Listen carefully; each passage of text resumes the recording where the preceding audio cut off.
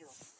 সঞ্জয় বলিলেন, শ্রী মধুসূদন তখন কৃপা বিষ্ট সজল নেত্র বিষাদগ্রস্ত অর্জুনকে বলতে লাগলেন।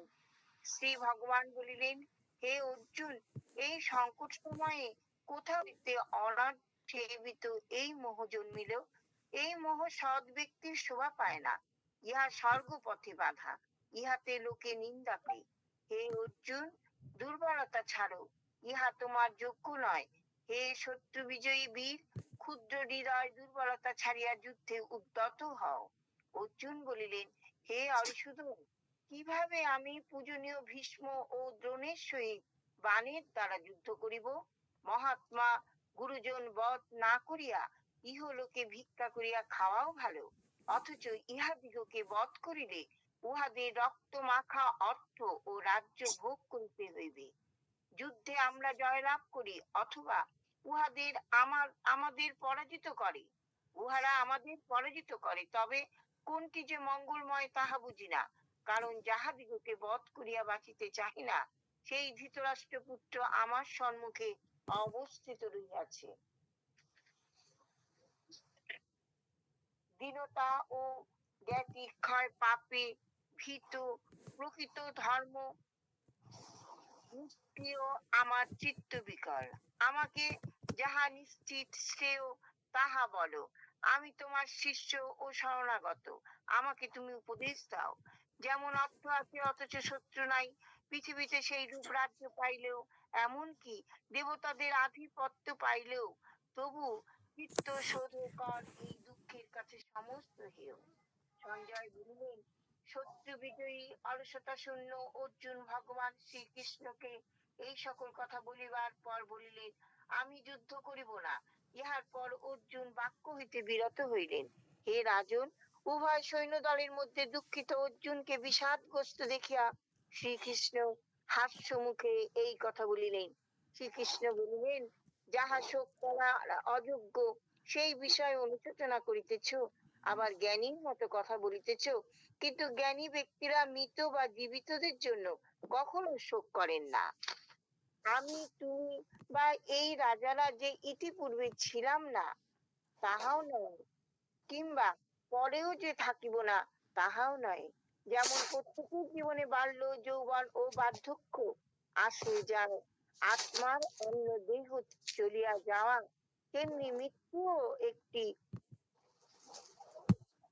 অবস্থা, যাহা ইহাতে পণ্ডিতেরা কখনো বিচলিত হন না। হে অর্জুন, ইন্দ্রগণের সহিত বিষয়ের সংযোগে সুখ দুঃখ শীত গ্রীষ্মাদি বোধ জন্মে। অতএব এই সকল অনিত্য বিষয় তুচ্ছ জ্ঞানে সহ্য করাই কঠিন। হে পুরুষ শ্রেষ্ঠ, যে ব্যক্তি জ্ঞানী তিনি এই সুখ ও দুঃখকে সমান মনে করেন। যাহাকে এই সকল ইন্দ্র পীড়া দিতে পারে না, তিনি মোক্ষ লাভ করিতে পারেন।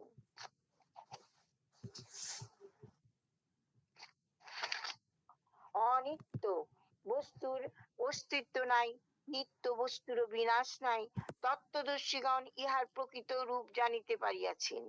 যিনি সর্বত্রব্যাপী তাহাকে অবিনাশী বলিয়া জানিও। সেই অব্যয় আত্মাকে কেউ বিনাশ করিতে সমর্থ হয় না। পণ্ডিতেরা বলেন, এই দেহধারী আত্মা নিত্য বস্তু ভোগ রহিত পরিণাম শূন্য। এই আত্মার দেহগুলির বিনাশ হইবে। অতএব হে অর্জুন, যুদ্ধ করো। যে ব্যক্তি আত্মাকে হন্তা বা হত বলেন, তাহারা উভয়ই কিছু জানেন না। কারণ আত্মা কাহাকেও বধ করেন না বা কাহারও দ্বারা হত হয় না। এই আত্মা কখনো জন্মে না বা মরে না, বারবার জন্মিয়া সে বৃদ্ধি পায় না। ইহার ক্ষয়ক্ষতি কিছুই নাই। ইহা অজ, নিত্য, শাশ্বত ও চির পুরাতন।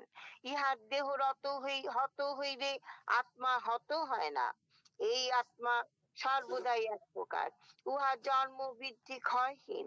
হে পার্থ, যিনি এইভাবে আত্মাকে জানেন, তিনি কাহাকে বা বধ করেন বা করান। মানব যেমন পুরাতন বস্ত্র ছাড়িয়া নতুন বস্ত্র পরিধান করে, সেইভাবে আত্মাও পুরাতন দেহ ছাড়িয়া নতুন দেহ ধারণ করে। এই আত্মাকে অস্ত্র দিয়া ছেদন করা যায় না। অগ্নি ইহাকে দগ্ধ করিতে পারে না, জল ইহাকে আর্দ্র করিতে পারে না, এবং বায়ু ইহাকে শুষ্ক করিতে পারে না। এই আত্মা ছিল দগ্ধ, ছিন্ন, শুষ্ক ও সিক্ত হয় না। ইহা চিরকাল একইভাবে আছে। আত্মা সর্বব্যাপী, পরিবর্তনহীন, ইহা অচল ও সনাতন। অতএব ইহাকে এই প্রকারে জানিয়া ইহার জন্য তোমার অনুশোচনা করা উচিত নহে।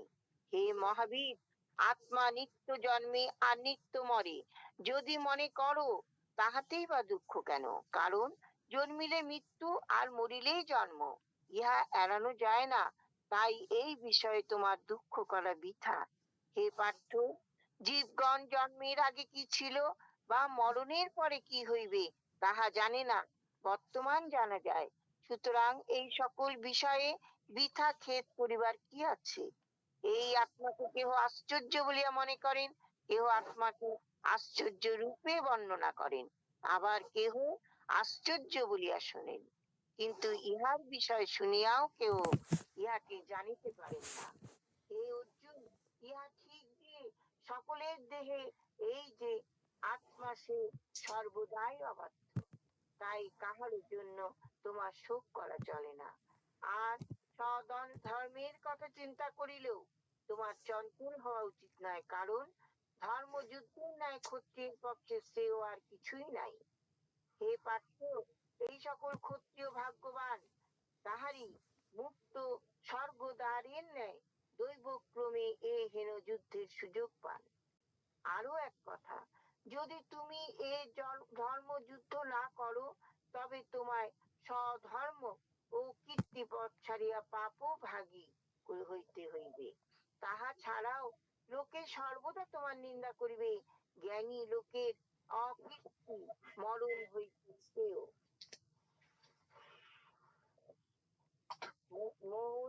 মহাশিরা মহাবীরেরা মনে করেন ভয়ে তুমি যুদ্ধ হইতে বিরত, আর যাহাদের নিকট তুমি সম্মান পাইয়াছ তাহাদের নিকট তোমার কত হীন হইতে হইবে। তোমার শত্রুরাও তোমায় হীনবল ভাবিয়া কত অকথ্য কুকথ্য কথা বলিবে। এই হইতে দুঃখের বিষয় আর কি আছে? যুদ্ধে দেহ ত্যাগ করিলে স্বর্গলাভ, আর জয় পৃথিবী ভোগ করিবে। অতএব হে পার্থ, যুদ্ধের জন্য মন দৃঢ় করো। সুখ দুঃখ লাভ করতে জয় পরাজয় সমান ভাবিয়া যুদ্ধ করো। ইহা হইতে তুমি পাপ ও ভোগী হইবে না। সাংখ্য অর্থাৎ তত্ত্বজ্ঞানীর উপদেশ তোমাকে বলিলাম। এবার কর্মযোগের বিষয় শোনো। হে পার্থ, তুমি কর্মবন্ধন হইতে মুক্ত হইতে পারিবে। এই নিষ্কাম কর্ম করিলে তাহা কখনো বিফল হয় না, তাহাতে কোনো পাপও হয় না। আর এই ধর্মের অল্পতা দ্বারাও মহা ভয় হইতে পরিত্রাণ হয়। হে অর্জুন, এই কর্মযোগে বুদ্ধি এক বিষয়ে স্থির থাকে, কিন্তু যাহার মনে বিষয় স্থির নয়, তাহার বুদ্ধি কামনাবশত বহু দিকে ধাবিত হয়। হে অর্জুন, কতকগুলি বিচারহীন লোক বেদের কর্মকাণ্ডের কথা মিষ্ট ভাষায় বলে, তাহাদের মতে ইহা ছাড়া অন্য তত্ত্ব নাই। জন্ম কর্ম ফল পদ বহু ক্রিয়াযুক্ত ভোগেশ্বর্যে তাহারা সর্বদা কামনা পরায়ণ ও স্বর্গকামী হয়। ইহাতে মুগ্ধ ভোগেশ্বর্যে আসক্ত ব্যক্তির বুদ্ধি ঈশ্বরে স্থির থাকে। কর্মকাণ্ড বেদের ক্রিয়া সকল ত্রিগুণাত্মক। তুমি সকল প্রকার কর্মফলের আশা ছাড়িয়া তত্ত্ব সম্পূর্ণ হও। সুখ ও দুঃখের দ্বারা বিচলিত হইও না। কিভাবে কোন বস্তু পাইবে বা রক্ষা করিবে সেই চিন্তা ছাড়িয়া আত্মবান হও। জলে সর্বদেশ ডুবিয়া গেলে তাহার তুলনায় কূপের ন্যায় সমস্ত বেদে তত্ত্বজ্ঞানীর প্রয়োজন। কর্মেই তোমার অধিকার, কর্মফলে তোমার কখনো অধিকার নাই। তুমি ফলের আশা ছাড়ো। অতএব হে অর্জুন, তুমি কর্ম ত্যাগ করিও না। হে ধনঞ্জয়, যোগস্থ হইয়া ফলের কামনা ছাড়িয়া ফলাফলের সমজ্ঞানে কর্ম করিয়া যাও। সর্ব অবস্থায় মনকে এই রূপ রাখিতে পারিলে তাহাকেই যোগ বলা হয়। হে অর্জুন, এই বুদ্ধি যোগ হইতে কাম্য কর্ম হয়। তুমি বুদ্ধি যোগের আশ্রয় নাও। ফল কামী কেবল অর্থাৎ অতি হেয়। ফলাফলের সমান বুদ্ধি জন্মিলে জ্ঞান এই জন্মে পাপ ও পুণ্য দুইটিকেই ছাড়াইয়া যাইতে পারে। যোগ যুক্ত হও, উক্ত কর্মের কৌশলী যোগ। মনীষীরা কর্মফল ত্যাগ করিয়া সংসার বন্ধন হইতে মুক্ত হইয়া মোক্ষ লাভ করেন। যখন তোমার বুদ্ধি মোহরূপ পাপ হইতে উত্তীর্ণ হইবে, তখনই তুমি শ্রোতব্য ও শ্রোত কর্মফলে বৈরাগ্য নির্বোধ প্রাপ্ত হইবে। নানা রূপ লৌকিক ও বৈদিক কর্মফলের কথা শুনিয়া তোমার বুদ্ধি বিক্ষিপ্ত হইয়া আছে। যখন তোমার এই বুদ্ধি নিশ্চল হইয়া সমাধিতে অচলা হইয়া অবস্থান করিবে, তখনই তুমি যোগ যুক্ত হইবে। অর্জুন বলিলেন, হে কেশব, ব্রহ্মজ্ঞানী যোগের লক্ষ্য কি?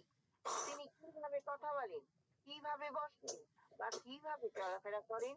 শ্রী ভগবান বলিলেন, হে পার্থ, যখন যোগী মনোগত সমস্ত কামনা ত্যাগ করিয়া আপনাতেই আপনি তুষ্টি থাকেন, তখনই তাকে স্থির প্রজ্ঞ বলা হয়।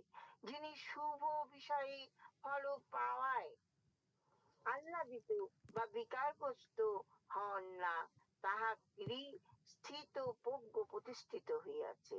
তাহারই কর্ম যেমন আপন অঙ্গ সকল সংকুচিত করিয়া নিজ দেহের মধ্যে গুটাইয়া লয়, সেইরূপ যে ব্যক্তি ইন্দ্র সকলকে বিষয়ের মধ্যে ফিরাইয়া আনিতে পারেন, তাহারই স্থিত প্রজ্ঞা হইয়াছে। কেউ কেউ ইন্দ্র দ্বারা ভোগ বাসনা করেন না, তথাপি ভোগের বিষয় আকাঙ্ক্ষা থাকিয়াই যায়, কিন্তু স্থিতপ্রজ্ঞ দর্শনে বিষয় তৃষ্ণা চিরতরে নিবৃত্ত হয়। হে অর্জুন, জ্ঞানী ব্যক্তি মুখ্যের জন্য যত্ন করিলেও সময় সময় তাহার মনকে বলবান ইন্দ্রিয়েরা বলপূর্বক কুপথে লইয়া যায়। যিনি যোগী, তিনি ইন্দ্র সকলকে দমন করিয়া মত পরায়ণ হইয়া থাকেন, কারণ তাহার ইন্দ্রিয়গুলি বশীভূত হইয়াছে। সেই ব্যক্তি স্থিতপ্রজ্ঞ। বিষয়ের বিষয় চিন্তা করিতে করিতে মানবের মনে সেই আসক্তি জন্মে। আসক্তি হইতে কামনা, এবং সেই কামনা বাধা পাইলে ক্রোধের উদয় হয়। ক্রোধ হইতে মোহ জন্মে, আবার মোহ হইতে স্মৃতি ধ্বংস, আবার স্মৃতি ধ্বংসে বুদ্ধি ধ্বংস হয়, এবং বুদ্ধি ধ্বংসে মানব অধঃপাতে যায়। যাহার মন নিজ বশে বশীভূত হইয়াছে এবং ইন্দ্রগুলি মানব বশে মনের বশে আছে, সেই বিষয় ভোগে থাকিয়াও অন্তরে শান্তি লাভ করে। যাহার মন সদাই প্রসন্ন, তাহার সর্ব দুঃখের হানি হয়, অতি শীঘ্রই বুদ্ধি স্থির হয়। যাহার মন স্থির হয় না, তাহার আত্মজ্ঞান হয় না। যাহার ভাবনা নাই, তাহার শান্তি নাই। শান্তি বিনা সুখ কোথায়? যে ইন্দ্রগুলি বিষয় ভোগ করিবার জন্য ছুটিয়া বেড়ায়, তাহার যে কোনো একটির পশ্চাতে মন ধাবিত হয়। বায়ু যেমন জলে নৌকাকে ডুবাইয়া দেয়, তেমনি উহা মানবের প্রকৃত বুদ্ধি হরণ করিয়া লয়। অতএব মহাবীর অর্জুন, যাহার সমগ্র ইন্দ্রিয় ভোগ বিষয় হইতে সম্পূর্ণভাবে নিবৃত্ত হইয়াছে, তাহারই প্রজ্ঞা প্রতিষ্ঠিত হইয়াছে। সাধারণ প্রাণীর যেখানে রাত্রি সংযমী সেই ব্যাপারে জাগ্রত থাকেন, আবার যেই বিষয় লইয়া সাধারণ প্রাণীরা জাগ্রত, জ্ঞানীদের সেই ব্যাপার নিদ্রার স্বরূপ থাকে। নানা প্রকার নদ নদীর জল সাগরে গিয়া পড়ে, কিন্তু তাহাতে সাগরের কিছুই পরিবর্তন হয় না। তেমনি সেই ব্যক্তি ভোগে থাকিয়াও শান্তি লাভ করিয়া থাকেন, কিন্তু যে ভোগের ইচ্ছা করে, তাহার পক্ষে শান্তি দুর্লভ। যে ব্যক্তি সমস্ত কামনা ত্যাগ করিয়া আকাঙ্ক্ষা, অহংকার ও মমতা শূন্য হইয়া সংসারে বিচরণ করেন, সেই ব্যক্তি শান্তি লাভ করেন। হে অর্জুন, ইহাকে ব্রহ্মনিষ্ঠায় অবস্থিতি বলে। ইহা পাইয়া সেই ব্যক্তি আর সংসার মায়ায় মুগ্ধ হন না। মৃত্যুকালেও এই জ্ঞান স্থিতি হইলে তাহার ব্রহ্ম নির্বাণ লাভ হয়। ইতি সাংখ্যযোগ।